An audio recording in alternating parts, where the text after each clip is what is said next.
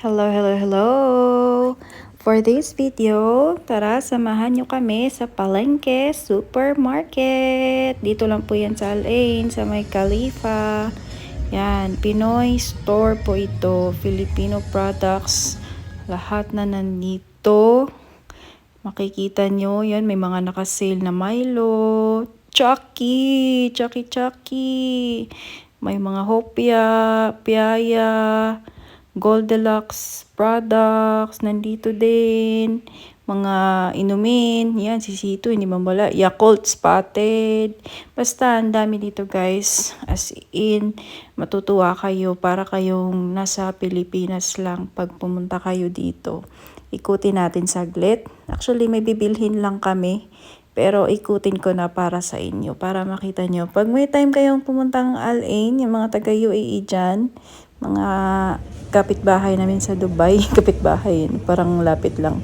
Dubai, Abu Dhabi, nandito si Mamasitas. At tsaka, ano pa bang mga nandito? Basta halos lahat ng kailangan nyo. Nandito na siya. Except sa mga pork products. Wala silang ganun dito. Merong specific na store lang dyan. Puntahan natin minsan. Pero ngayon, dito ko muna kayo itutour. Yan, may saging na saba pa. Pili ako niyan. Sarap ang prito.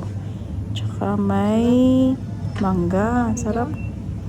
Ito, may mais pa dyan guys. Sweet corn. Ayan. Dami. Kamote. Gusto nyo ba? Alam nyo, pag nagpupunta ako dito, nawawala yung homesick ko kasi feeling ko nasa Pilipinas lang ako. Ang dami kong nakikita, pati mga tuyo, mga ganyan mga fishball, kikiam, nandyan. Kaya feeling ko sa Pilipinas lang ako nag-grocery. Tapos yung mga bantay dito, mga Pinoy din. May champurado, puto, sangka pa. Hindi ka talaga, hindi mo mamimiss yung pagkaing Pinoy pagka nandito ka sa UAE. Yan, ang favorite mo na pure foods. Nandyan si Delimundo pagka luwag-luwag. Mga Argentina, nandyan. Lahat na kung gusto mo. So, hindi na kailangang magdala pa ng galing Pilipinas.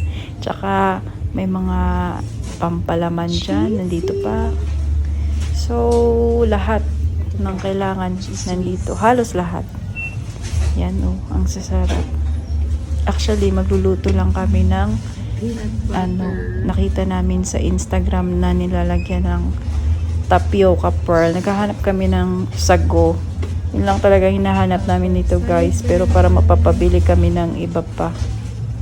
Yan. Dami ding mga nakasale dito. Yung mga pag nagpapabox.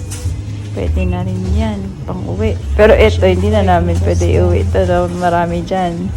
Kay nakalugsong man, Youngstown. Yan, dami. Meron din silang mga shampoo, mga ibang gamit sa bahay, mga at saka katawan, like that. So, ang Dayonat, of course, ang pinaka, kailangan natin para hindi tayo mag-amoy Bombay. Yan, nandyan. So, hindi na kailangang magdala ng galing Pinas. Dati, nagpapabili pa ako sa Watsons. Papadala ko dito. Ngayon, pwede na pag naubusan. May safeguard pa. Yan, madami din dito mga papaya soap. Pili lang kayo. Saan dyan? Yan din, nakasale din yan. Yung nakaupo. Kaya ito talaga ang mamimiss ko pagka lumipat na naman sa ibang lugar. Pero malayo pa yon. Kasi napaka-komportable dito sa UAE. Halos lahat ng kailangan mong mga Pinoy products ay nandito na din. So, di mo talaga mamimiss. Tsaka pati pagkain. Kung gusto mong mga pang Pinoy food, pwede rin. As in, napaka-accessible lang talaga dito. Tsaka mura lang din. Kayang-kaya naman. Tingnan mo yung mga price. So, ayan. Sa mga hindi pa nakapunta dito, bisitahin nyo lang to. Malapit lang sa town center to. Sa Khalifa, sa mga taga Al-Ain dyan, bisitahin nyo ang Palengke Supermarket. And tapos na po kami mamili. Pauwi na kami at magluluto na. Sige po. Bye-bye!